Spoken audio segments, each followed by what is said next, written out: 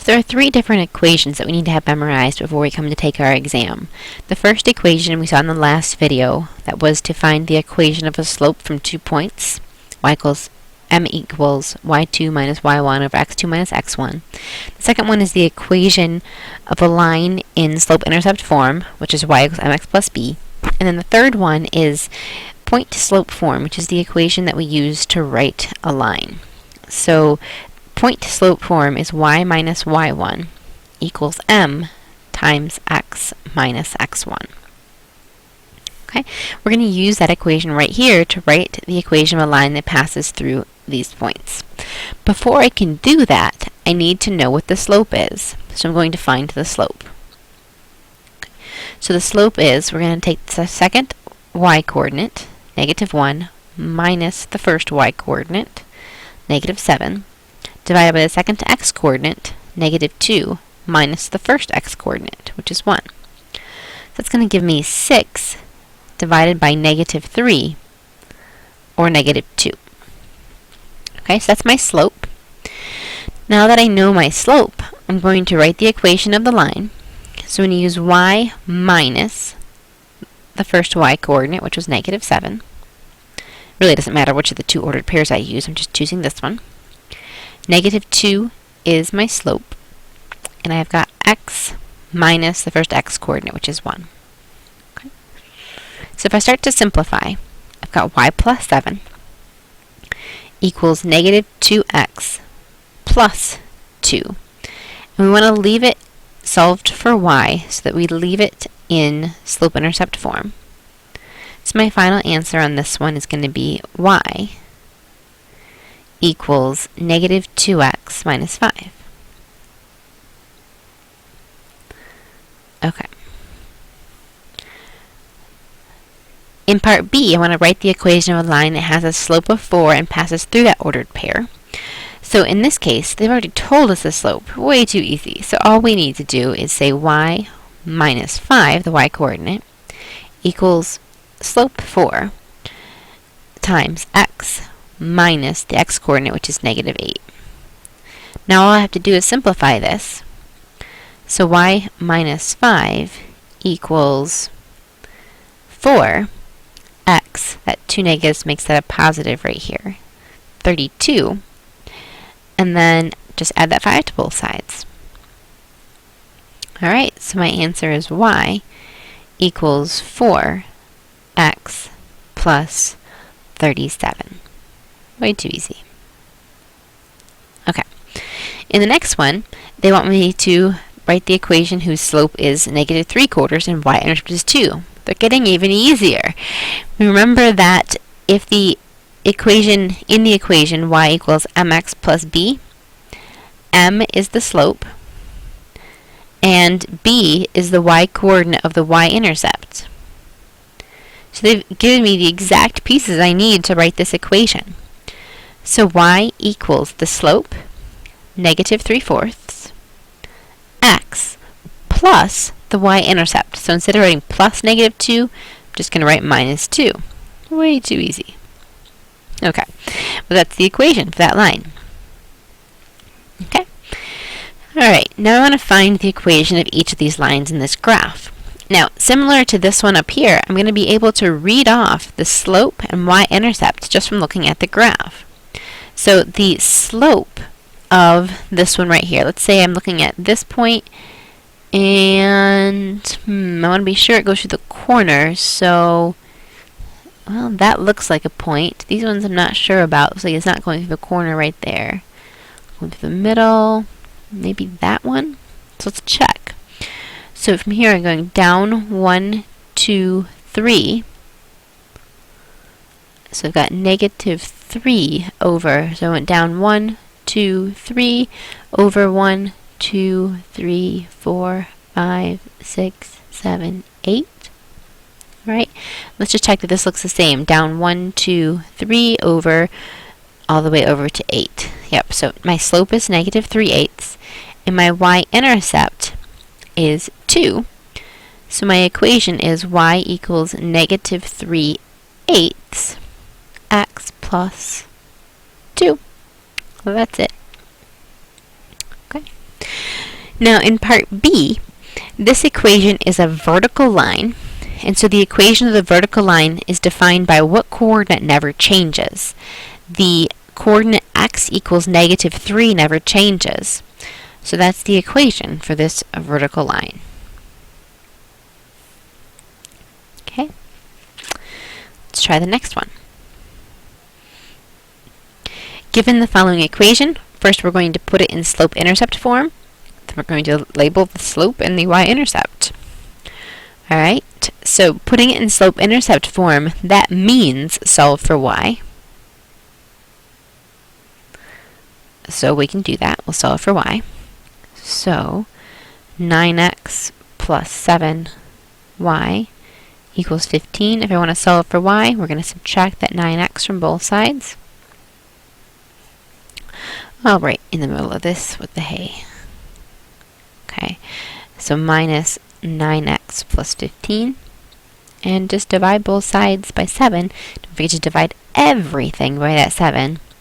So that gives me y equals -9/7 x plus 15/7. And in this equation, my slope is -9/7. In my y-intercept, my b would be 15/7. And if I actually want the full y-intercept would be the ordered pair 0, 15/7. Okay, so that's my y-intercept. Okay. Alright, so this one just wants me to do the same thing. I'm going to skip this one, just solve for y again. Identify the slope and y-intercept, again, just based off of the coefficient of x and our constant. Okay, so we'll skip that one. Find the slope of the line between the 2 points and state whether the line is increasing, decreasing, horizontal, or vertical. Okay, so in the first one, to find the slope, subtract the x-coordinates, so 11 minus 1, over 2 minus -3. So that's 10 over 5. So the slope is 2. Since it's a positive number, this is going to be increasing. Any slope that is a positive value is increasing. Okay, I would imagine, let's see what we get when we do this one.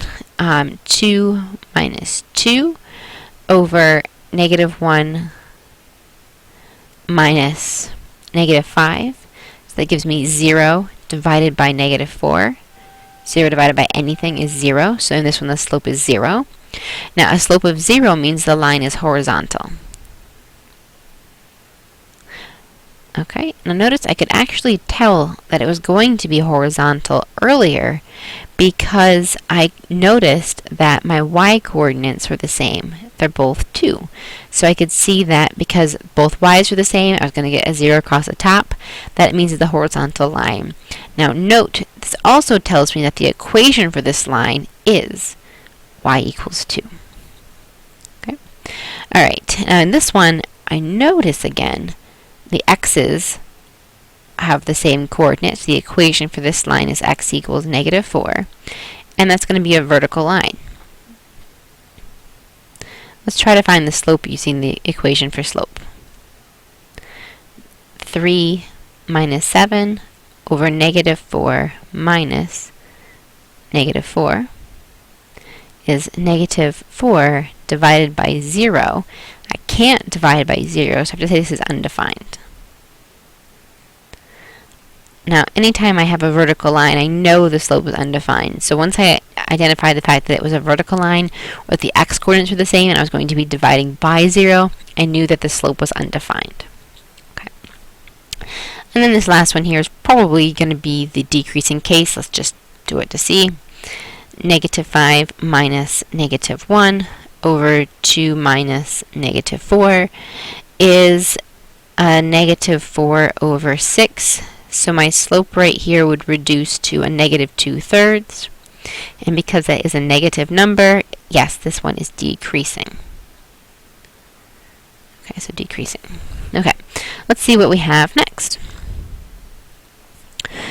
Alright, we're looking at a rate of change problem. If the temperature declines by 6 degrees over a 4-hour period, find the rate of temperature change per hour. Now, this last sentence right here is really telling me what to do when it says find temperature per hour. Per, remember, is my division, so it's temperature divided by hour, they're saying right here. Per is my word that I use for division. So they're asking me to find the ratio of 6 degrees Fahrenheit by 4 hours. Okay, so I'm going to reduce that fraction and say it changes by 2/3 of a degree Fahrenheit per hour. Okay, so it changes by 2/3 degree Fahrenheit per hour. Just taking 6 divided by 4, it's totally not 2/3, is it? Let me fix that real quick. It's really 3/2. When you divide 6 by 4 and reduce that fraction, you should definitely get 3/2. Sorry about that. But what I want to do is take this fraction right here, just reduce it, and then make sure I keep my units written appropriately as degrees Fahrenheit per hour. Alright, let's see if I can get this next one right. The cost of tuition at 4-year college increased from $185 per credit hour in 1990 to $390 per credit hour in 2010. Find the average rate of change of cost per credit hour between the years 1990 and 2010. Okay, so I want to find the cost per credit hour. That tells me that cost will go on the top of my fraction. Per is my fraction bar, my division, and credit hour will go on the bottom. Okay, so I can start at either year. It's usually nice to start at the final year because then I'm going to have 2 positives instead of 2 negatives, but the answer will come out the same either way. So I'm going to start with my final cost, which is $390 minus my initial cost, which is $185. Now we got to make sure we get our years correct. 390 corresponded with the year 2010, minus 185 corresponded with the year 1990. Okay, this, by the way, is the exact formula for slope, right? y2 being the final y value, y1 being the initial y value, so I'm finding the slope here. Rate of change is just another word for slope. Okay, so if I subtract these, I should get 205, I think, over 1020, I think. And so when I divide those, I don't know what I get. So let me just double check. Clear. That 390 minus 185, making sure I had that right. 205, perfect. Divided by 20. 10.25. Okay, so I get 10.25, and I want to say what the units on this are. So they are dollars. So I'm going to put that first. Dollar signs just go in the front. So $10.25 per credit hour. So we're saying that the cost for tuition has increased by about $10.25 per credit hour per year. Okay, so the last unit was actually credit hour per year. So per credit hour per year. Okay. All right, in 2005, let's see, we're going to be writing an equation here. We're talking about taxis, and they charged a flat fee of $2.50 plus $2 per mile, or 40 cents per fifth mile. Interesting. Okay, so I'm going to write an equation, but we're going to do it in terms of miles, not in terms of fifth miles. So this right here is just extra information in this case. This is probably how they really do it. They round to the nearest fifth mile based on the decimal points in the caps and such, but we're just going to use that $2 per mile for our example.